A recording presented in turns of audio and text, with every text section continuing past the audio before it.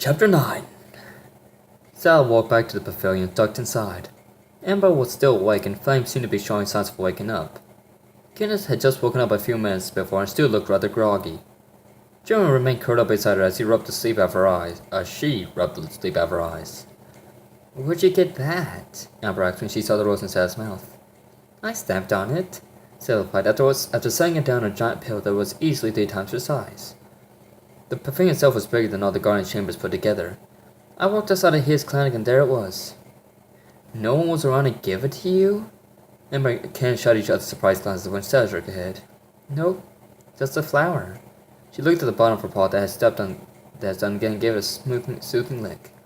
Though it could have been a bit less painful, but it's still sweet nonetheless. Any idea who it might have come from? Ken asked curiously. Not entirely. Sal chuckled with a tickled grin. Though I have an idea. Oh? Amber leaned towards her, eager for more details on her friend's secret admirer. Sal blushed and dangled the rose between her talons, inspecting the petals closely. I spotted a dragon eyeing us yesterday when the elves were taking us around the gardens. He seemed rather shy, so I didn't go chasing after him. Plus I was tired as well. She looked down at her cushion and she recalled Dragon's face. Though he did seem rather interested in us. More like interested in you. Kenny chuckled, causing lightning Garnet's temperature rise even more. So did you get a look at his face? Sort of, Sal replied. He has deep-red scales and golden yellow belly scales, and unfortunately that's all I saw of him before he hid from view. Oh, Ken smiled slightly. Sounds mysterious. I wish I had someone to bring me flowers like that. Overrated. Jordan still got cause it goes to jump. He felt Ken's look down and he smiled. His eyes still closed. The eye dragons gave him this flavor shove and he chuckled. So what are you going to do if this dragon never confronts you? Amber asked, turning the conversation back to the main topic. Sal paused and rubbed her chin. I don't know, she pondered out loud. I suppose I'll have to play by ear. Because so far I haven't seen him face to face. Candace giggled. It seems like someone's a little shy. Maybe you should intimidate him, Stella. I don't see why she wouldn't. Cracked one eye open. You saw the reaction when they heard we were the Guardians. So I mentioned that whoever this guy is, he's trying to get you to notice him.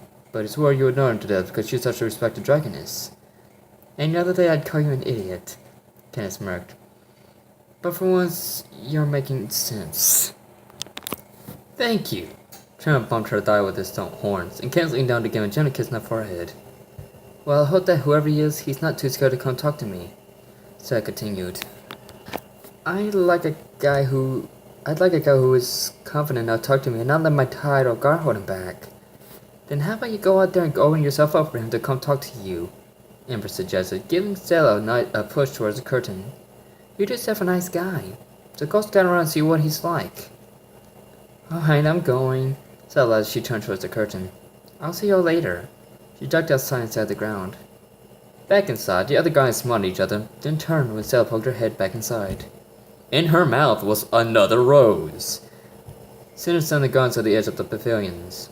The grass was soft and lush, and the smell helped her relax. She sighed as a pleasant breeze passed by. The gardens were beautiful, and the peacefulness enticed her to unwind, but for some reason her mind was still restless.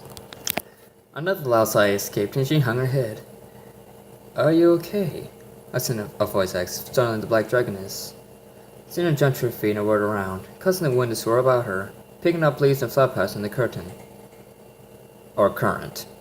Sitting there was the most peculiar dragon Cinder had ever laid eyes on. His scales were just as dark as hers, with bright green scales covering his soft underbelly. He had 2 large horns dragging the back behind his skull with dusters of thin, pointy spines sticking up along his neck.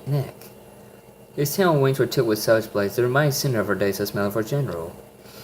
But it wasn't these that sparked Cinder's interest, it was the fact that he was bipedal. The dragon stood on his powerful, muscular hind legs, leaving his long, grasping our front legs to do as they pleased. Each foot was tipped with 3 claws, the third claw being equipped with a sky-fly claw that could do some serious damage to a dragon if used on them. The black dragon found her staring at his appearance and he smiled. Should I hold still for a while? Cinder stumped out of her trance. Oh, I'm sorry. She gasped and turned away, her cheeks burned with embarrassment. I didn't mean to stare. It's okay. The dragon replied with an amused chuckle. Everyone does at first. I've gotten used to it. Oh.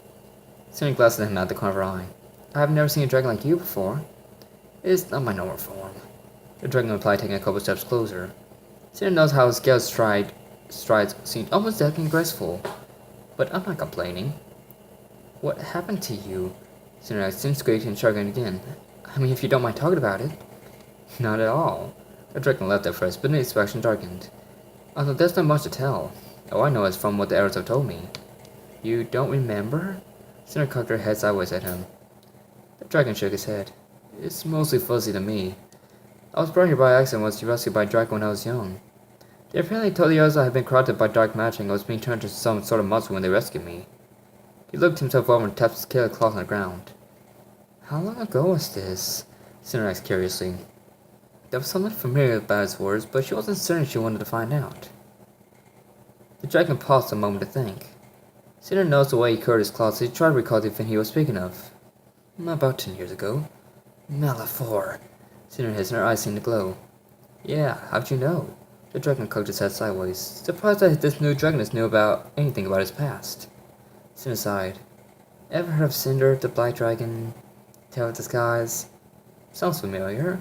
The dragon nodded. I heard she was the Dark Master's general.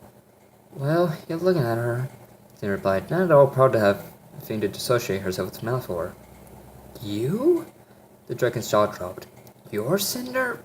But I heard she was monstrous. That her wings could blot out the sun. That shadow she cast could shroud the world in darkness. Cinder hung her head and the dragon realized what he had done. I'm sorry, he stammered. I didn't know it was such a painful suffering for you. I'm not proud of the things I've done, Cinder murmured. That's why over the last few years I've worked hard to redeem myself. I've hurt so many. Her voice trailed off and was interrupted by a sniffle. Even the dragon I love. The black dragon shrank back slightly at this, but raised a hand and laid on Cinder's shoulder. I'm sorry. He apologized again. I suppose I should leave you be for now. No! Cinder protested, rubbing her tail around his as he turned to leave. Please stay. I could use the company. The black dragon stared at her with his bright eyes for a hard moment. Very well then. He nodded and turned back to her. If it will help you, if it will help make you feel better. Thank you. Cinder wiped her eyes, making sure no tears escaped. I just realized I don't even know your name yet. The black dragon smiled. It's Max. He gave a courteous bow. It's a pleasure to meet you, Cinder. Uh-oh.